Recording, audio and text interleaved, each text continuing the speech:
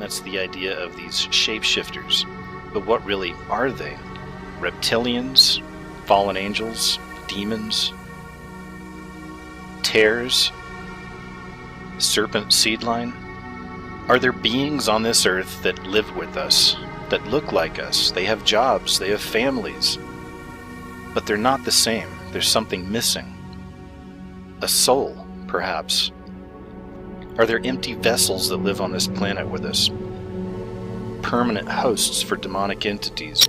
Have these beings actually been created? Are they actually here with us? Are there creatures among us that can never be saved? Placed here on this earth to test the rest of us? Or is there something else going on? There's so many questions when it comes to this subject for me. Would the Creator actually create beings like this that could never be saved and allow them to be born on the earth and to grow on the earth with us? And knowing full well that their whole goal, their whole mission is to mess with humanity, is to destroy lives. Are these entities able to attach themselves to us, to all humans? There's also a school of thought out there that we are both of these things, that we are the seed of the woman or the seed of God, and we're also the seed of the enemy or the seed of the serpent.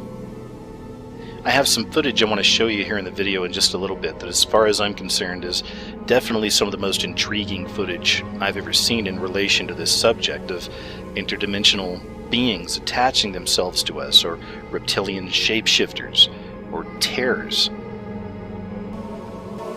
Some of the most intriguing footage I've ever seen in relation to this subject of interdimensional beings attaching themselves to us, or reptilian shapeshifters, or tares. So the footage you're looking at right here is a classic example, as far as I'm concerned, of somebody who is fully demonically possessed.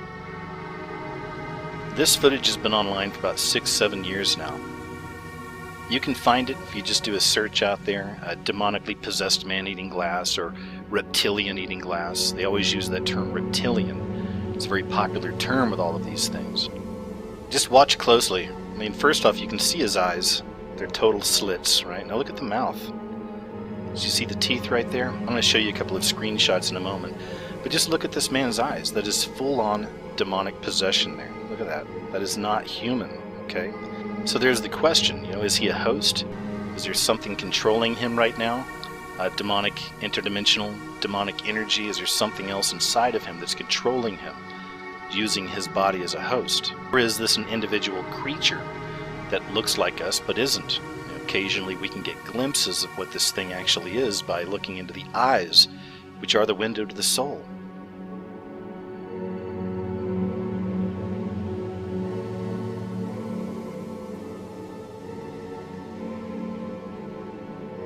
Here's a screenshot I wanted to show you of when he's chewing the glass, because that's what this guy's doing. He's eating glass, he's also eating fire. And look at the teeth right there, guys. I mean, this isn't CGI, this isn't Photoshop, nothing like that, that's real. The Hopi Indians of northern Arizona have traditions that recall a time when their, quote, Snake Brothers built and occupied underground cities in Arizona, California, Mexico, and also in Central America.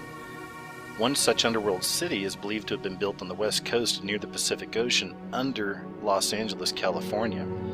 This is one of the most interesting stories I've seen in a while. It just came out over the last year. It's actually from the Los Angeles Times, January 29th, 1934. And the title is Lizard People's Catacomb City Hunted.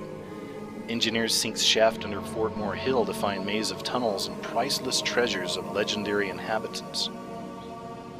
Busy Los Angeles, although little realizing it in the hustle and bustle of modern existence, stands above a lost city of catacombs, filled with incalculable treasure and imperishable records of a race of humans further advanced intellectually than the highest type of present-day peoples, in the belief of G. Warren Schufelt, geophysicist, mining engineer, now engaged in an attempt to wrest from the lost city deep in the earth below Fort Moore Hill the secrets of the lizard people of legendary fame and the medicine lodges of the American Indians.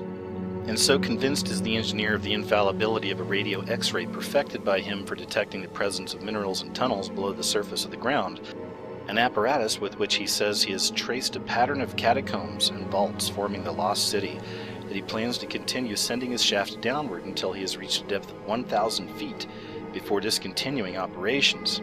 Shufelt learned of the legend of the lizard people after his radio X-ray had led him hither in Yon, over an area extending from the public library on West 5th Street to the Southwest Museum on Museum Drive, at the foot of Mount Washington. I knew I was over a pattern of tunnels, the engineer explained, and I had mapped out the course of the tunnels, the position of large rooms scattered along the tunnel route, as well as the position of deposits of gold, but I couldn't understand the meaning of it. Then Shufelt was taken to Little Chief Greenleaf on the Medicine Lodge of the Hopi Indians in Arizona, whose English name is El Macklin. The Indian provided the engineer with a legend which, according to both men, dovetails exactly with what Shufelt says he had found. According to the legends imparted to Shufelt by Macklin, the radio X-ray has revealed the location of one of the 3 lost cities on the Pacific coast, the local one having been dug by the lizard people after the Great Catastrophe, which occurred about 5,000 years ago. The legendary catastrophe was in the form of a huge tongue of fire, which came out of the southwest, destroying all in its path, the path being several hundred miles wide. The city underground was dug as a means of escaping future fires. The lost city, dug with powerful chemicals by the lizard people instead of pick and shovel, was drained into the ocean, where its tunnels began, according to legend. The tide passing daily in and out of the lower tunnel portals and forcing air into the upper tunnels, providing ventilation, and cleansed and sanitized the lower tunnels, the legend states. Large rooms in the domes of the hills above the city of Labyrinths housed 1,000 families in the manner of tall buildings, and imperishable food supplies of the herb variety were stored in the catacombs to provide sustenance for the lizard folk for a great length of time as the next fire swept over the earth. The lizard people, the legend has it, regard the lizard as a symbol of long life. Their city is laid out like a lizard. According to the legend, its tail to the southwest, far below 5th and Hope Streets, its head to the northeast, at Lookout and Marta Streets. The city's key room is situated directly under South Broadway near 2nd Street, according to Shufelt in the legend. This key room is the directory to all the parts of the city and to all record tablets, the legend states. All records were to be kept on golden tablets, 4 feet long and 14 inches wide. On one particular tablet they also found the history of the Mayans, and the recorded origin of the human race, they believe. Shufelt stated he has taken X-ray pictures of 37 of these tablets, 3 of which have their southwest corners cut off.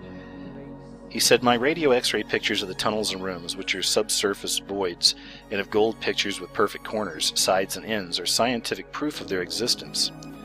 Shufelt said, however, the legendary story must remain speculative, unearthed by excavation. The lizard people, according to Macklin, were of a much higher type of intellectuality than modern human beings, and the intellectual accomplishments of their 9-year-old children were equal of those of present-day college graduates, he said.